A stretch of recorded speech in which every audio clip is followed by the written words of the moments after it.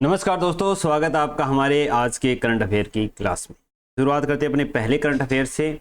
सिक्किम में एक सुरंग के दरवाजे पर लैंडस्लाइड के कारण वो दरवाज़ा बंद हो गया और साथ ही वहाँ पर मीथेन गैस का रिसाव हुआ था, जिसके कारण वो मीथेन गैस होती है थोड़ी सी ज्वलनशील ज़्यादा होती है, तो विस्फोट के कारण ये स्थितियाँ हो गई है। 10 श्रमिकों की मौत, 27 फंसे। कौन सी टनल है? टनल का नाम क्या है? समरदुंग टनल सिक्किम के नामची जिले में पड़ती है। मीथेन गैस CH4 है। इससे क्या होता है, अंदर O2 ऑक्सीजन का लेवल कम हो जाता है और अत्यंत ज्वलनशील गैस है ये। थोड़ी बहुत भी अगर इसको चिंगारी मिल जाती है तो विस्फोटक का रूप धारण कर लेती है। वहाँ पर NDRF की टीम है, वो बचाव कार्य कर रही है, जिसकी फुल फॉर्म है नेशनल डिजास्टर रिस्पॉन्स फोर्स। इसके अंडर आती है, ये आती है NDMA के अंतर्गत, नेशनल डिजास्टर मैनेजमेंट अथॉरिटी, जिसके पदेन अध्यक्ष कौन होते हैं? प्रधानमंत्री होते हैं। मैंने आज के करंट अफेयर से रिलेटेड जब मैं करंट अफेयर तैयार कर रहा होता हूँ तो उस समय जो ऑब्जेक्टिव क्वेश्चन बनते हैं ना, वो यूट्यूब की पोस्ट में क्विज के रूप में डाल देता हूँ, तो आप वो क्विज भी हल करते रहिए। वहाँ पर एक्सप्लेनेशन भी दिया होता है, कभी कभी डालता हूँ, डेली नहीं डालता, तो चेक करते रहिएगा।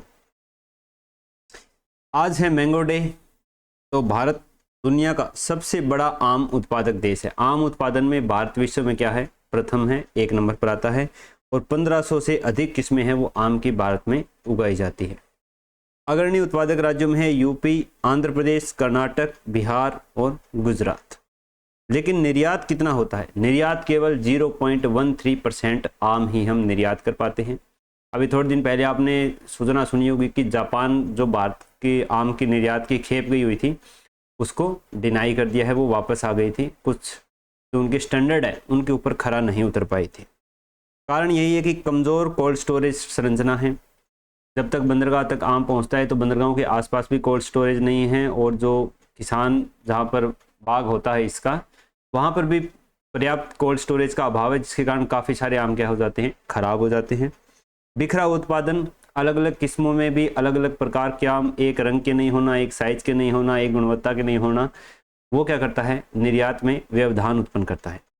इसके लिए एक अथॉरिटी है, APEDA, agriculture and processed food products export development authority. इसके द्वारा ये सारी निर्यात करने वाली चीज़ें हैं वो देखी जाती है।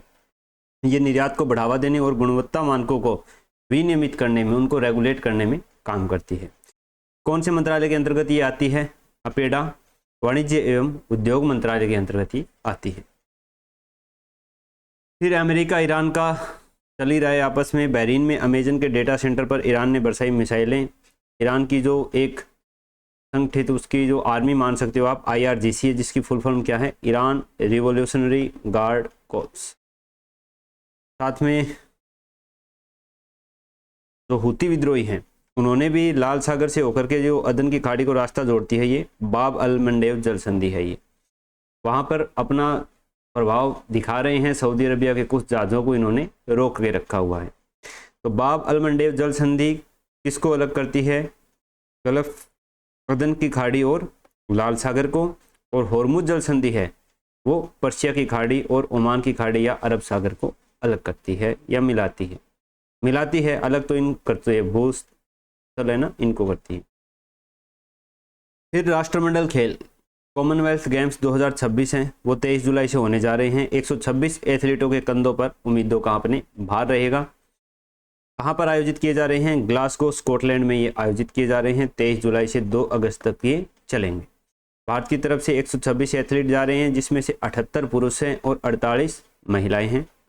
कौन से खेल हटाए गए हैं? कॉमनवेल्थ गेम्स में से काफ़ी सारे खेल है वो हटा दिए गए हैं, जिनमें भारत है वो अच्छा प्रदर्शन करता था।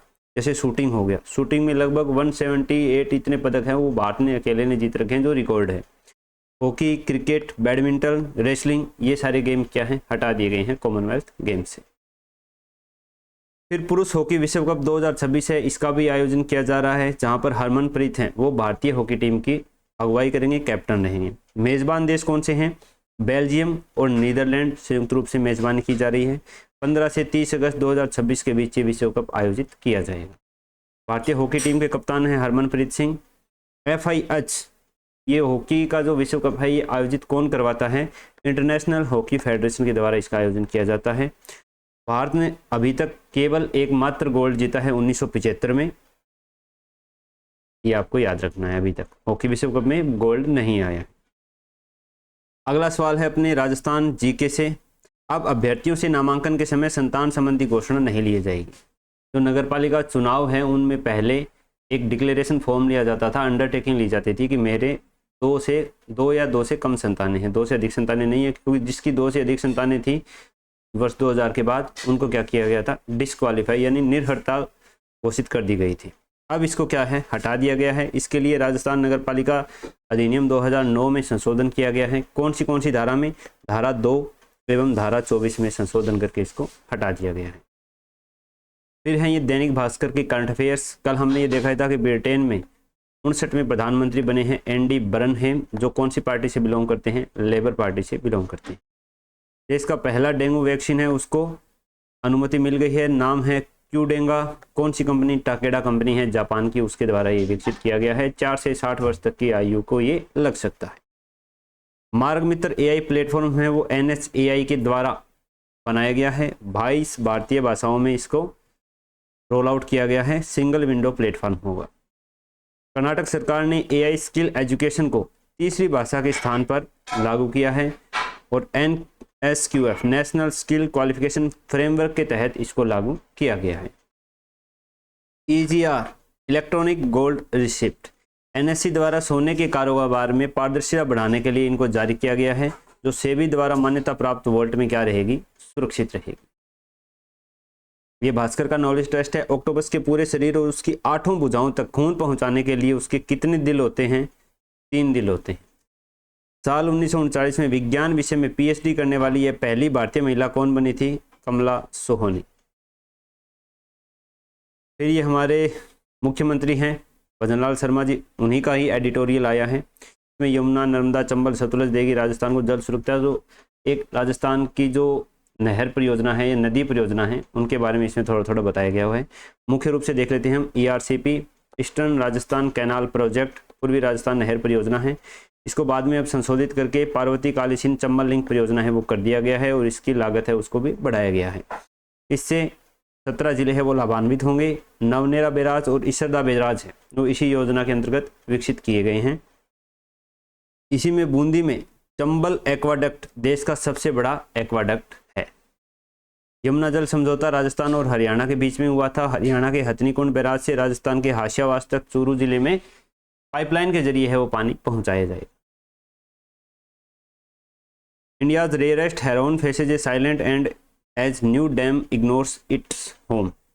व्हाइट बेलिड हेरोन, श्वेत उदर बोगला इसको बोला जाता है। लगभग 4 फीट तक इसकी हाइट होती है और ये पूरे भारत में 6 से 9 तक ही बचे हैं इनकी संख्या।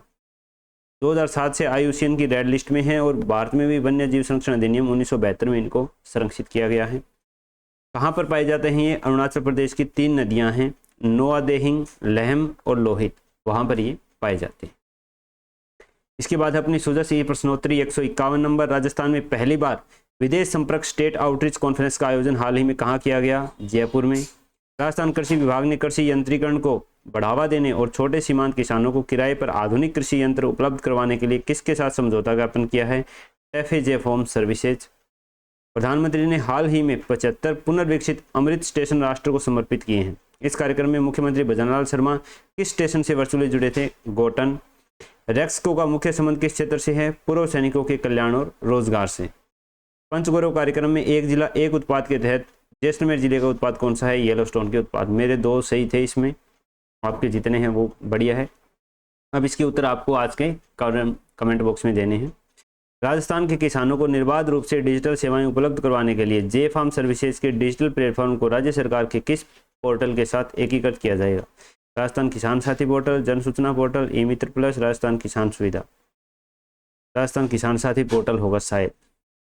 समेकित बाल विकास सेवा राजस्थान द्वारा संचालित ECCE कार्यक्रम का मुख्य उद्देश्य किस आयु वर्ग के बच्चों के लिए गुणवत्तापूर्ण शिक्षा एवं देखरेख सुनिश्चित करना है, 3 से 6 वर्ष। प्रधानमंत्री नरेंद्र मोदी ने हाल ही में देश भर के 75 पुनर्विकसित अमृत स्टेशनों का लोकार्पण किस स्थान से किया है, नहीं पता।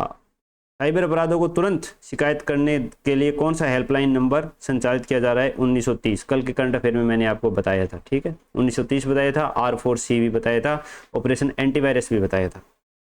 पंचगौरव कार्यक्रम में एक जिला एक उत्पाद के तहत जालोर जिले का उत्पाद कौन सा है, ये आपको बताना है, मुझे नहीं पता। तो ये थे आज के करंट अफेयर। अगर आपको वीडियो पसंद आई हो तो वीडियो को लाइक कर देना, लाइक के बाद हाइप का ऑप्शन आएगा उस पर भी क्लिक कर देना। अपना कोई अमूल्य सुझाव हो तो हमें कमेंट बॉक्स में ज़रूर बता देना। ये पूरी PDF आपको मेरे टेलीग्राम चैनल में मिल जाएगी। टेलीग्राम चैनल का लिंक मैंने नीचे डिस्क्रिप्शन में दे रखा है, चैनल को ज्वाइन कर लेना। अगर आप मुझे सोशल मीडिया पर फॉलो करने चाहते हो तो उसके लिंक भी मैंने बायो में दे रखे हैं, वहाँ से आप मुझे फॉलो कर सकते हो। बाकी आपके कोई भी सुझाव हैं तो कमेंट बॉक्स आपके लिए सादर आमंत्रित है। मिलेंगे दोस्तों कल दोबारा नेक्स्ट करंट अफेयर की वीडियो में।